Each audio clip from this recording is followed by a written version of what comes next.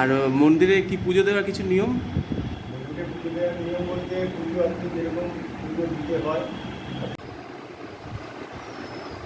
এটা মন্দিরটা কত বছর হবে তাও? 300 বছর হবে।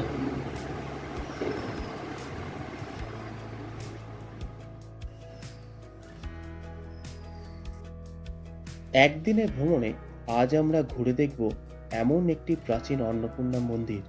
সেই মন্দির ঘিরে রয়েছে 4টি প্রাচীন শিব মন্দির, রয়েছে বাঁধানো একটি পুকুর ঘাট ও জগন্নাথের রথ এবং দেবী অন্নপূর্ণার অপূর্ব সুন্দর বিগ্রহ।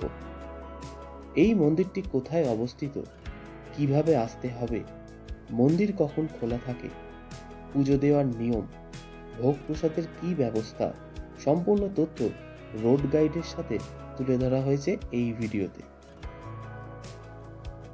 প্রথমে জেনে নেওয়া যাক অন্নপূর্ণা মন্দিরে কিভাবে আসতে হবে। আমরা যে অন্নপূর্ণা মন্দিরটি দর্শন করতে চলেছি সেটি বেহালার শখের বাজার এবং শিলপাড়ার মাঝামাঝি অবস্থিত। তাই আমরা 2 চাকার মাধ্যমে এই যাত্রাটি সম্পন্ন করেছিলাম। যাত্রাপথটি ছিল ধর্মতলা থেকে আলিপুর চিড়িয়াখানা, সেখান থেকে ডায়মন্ড হাওড়া রোড ধরে ব্রিজ পার হয়ে তারাতলা মোড় এবং সেখান থেকে বেহালা বাজার, তারপর বেহালা চৌরাস্তা ধরে শখের বাজার হয়ে সরাসরি মন্দিরে। ডায়মন্ড হাওড়া রোডে উঠলে সোজা রাস্তা চলে আসছে শখের বাজার পর্যন্ত। রোড গাইডটি তুলে ধরা হলো। এছাড়াও বাস, ট্রেন, অটো এবং মেট্রো করে এই মন্দিরে আসা যায়। সেক্ষেত্রে হাওড়া থেকে ঠাকুরপুকুরগামী যে কোনো বাস ধরে আসা যায়।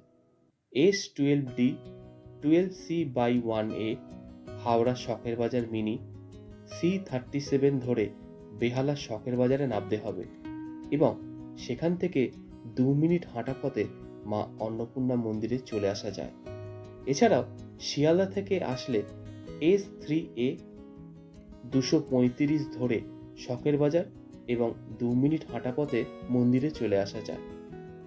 ট্রেনে আসলে মাঝেরহাট স্টেশনে নামতে হবে এবং সেখান থেকে অটো ধরে শখের বাজার এবং কাছের মেট্রো স্টেশন হলো শখের বাজার মেট্রো।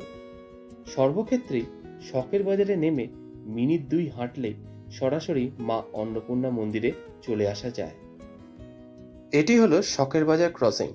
এখান থেকে সামনের দিকে কিছুটা এগোলেই সামনের যে ক্রসিং পড়বে সেই ক্রসিংয়ের মোড় থেকে বাঁদিকের গলিতে এগোলেই অন্নপূর্ণা মন্দির চলে আসবে।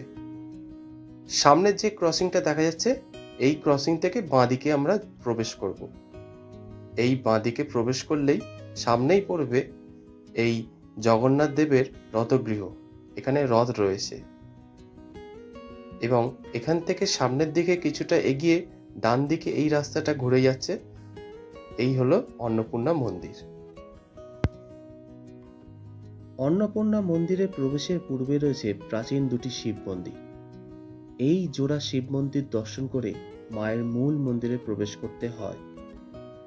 এই মন্দিরের বয়স সঠিক জানা না থাকলেও মন্দিরের গা বেয়ে নেমে আসা বটের ঝুড়িগুলি দেখে বোঝা যায় এই শিব মন্দিরটি অনেক বছরের পুরানো।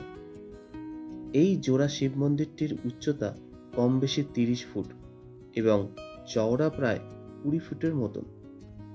মন্দিরের মধ্যে বিরাজমান স্বয়ং দেবাদিদেব মহাদেবের শিবলিঙ্গ। মন্দিরের গায়ে বটের ঝুড়িগুলি এমনভাবে নেমে এসেছে যেন দেখে মনে হয় মহাদেবের জটা। এই জোড়া শিব মন্দির ঘেঁষা মা অন্নপূর্ণা মন্দির। এই অন্নপূর্ণা মন্দিরটি সাবর্ণ রায়চৌধুরী পরিবারের বড় বাড়ির অন্নপূর্ণা মন্দির, যেটি শ্রী শ্রী অন্নপূর্ণা ঠাকুরবাড়ি নামে পরিচিত। শ্রী চন্দ্রকান্ত রায়চৌধুরী কর্তৃক প্রতিষ্ঠিত শ্রী শ্রী অন্নপূর্ণা ঠাকুরবাড়ি। মন্দিরের বাইরে গাছ দিয়ে সাজানো এই রাস্তা এবং মন্দিরে প্রবেশ করে মন্দির প্রাঙ্গণে রয়েছে নানান ধরনের ফুলের গাছ। মন্দিরের ভেতরে প্রবেশ করার 2টি দরজা রয়েছে, পূর্ব দুয়ার ও দক্ষিণ দুয়ার। আমরা পূর্ব দুয়ার দিয়ে ভেতরে প্রবেশ করেছি। আর দক্ষিণ দুয়ারের সামনে রয়েছে বাঁধানো পুকুর ঘাট। মূল মন্দিরে প্রবেশ করে লক্ষ্য করা যাবে গর্ভগৃহে অধিষ্ঠিতা দেবী অন্নপূর্ণার অপূর্ব সুন্দর বিগ্রহ। দেবীর বাঁ হাতে রয়েছে অন্নপাত্র এবং ডান হাতে রয়েছে হাতা। তিনি মহাদেবকে অন্নদান করছেন এবং মহাদেবের হাতে একটি পাত্র রয়েছে। মন্দিরের গর্ভগৃহে দেবী অন্নপূর্ণা ছাড়াও রয়েছে নারায়ণ বিষ্ণু। পুরাণ মতে কাশীতে চৈত্র মাসের শুক্লা অষ্টমী তিথিতে দেবী আবির্ভূতা হয়েছিলেন। বেহালা শখের বাজার অঞ্চলে আনুমানিক প্রায় ৩০০ বছরের এই প্রাচীন মন্দিরে বর্তমানে সংস্কারের কাজ চলছে। মন্দিরের ভেতরে রয়েছে প্রাচীন দুটি শিব মন্দির, যেখানে প্রাচীন দুটি শিবলিঙ্গ রয়েছে, যা আজও পুরানো দিনের অনেক না বলা কথা বলতে চায়, বহন করে চলেছে প্রাচীন ঐতিহ্য ও ইতিহাস।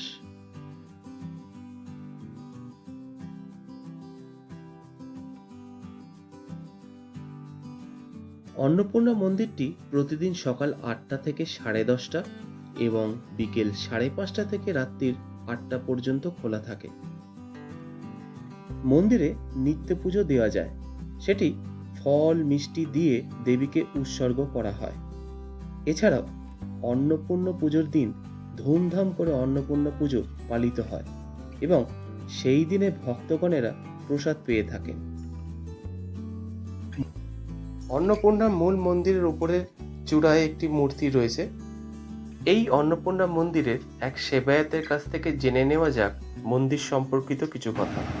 সকালে 8টা থেকে 10:30, হ্যাঁ, আর বিকেলে 5:30 থেকে 8টা।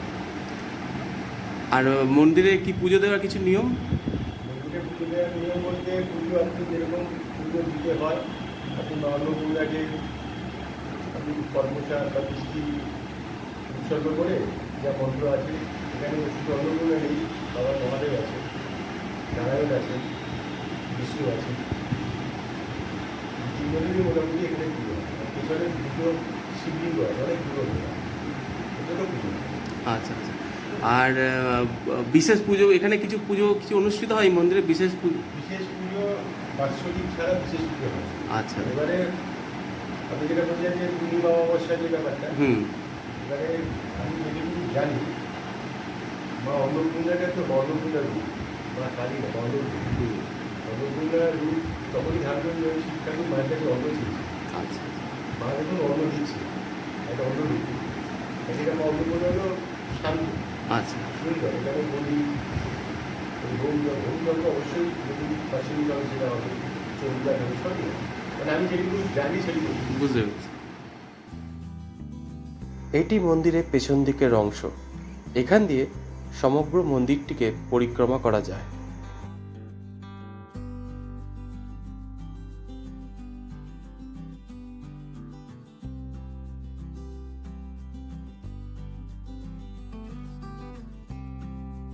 মন্দিরের বাইরে মূল রাস্তার কাছে একটি জগন্নাথ দেবের রথগৃহ রয়েছে, যেখানে রথ রাখা আছে।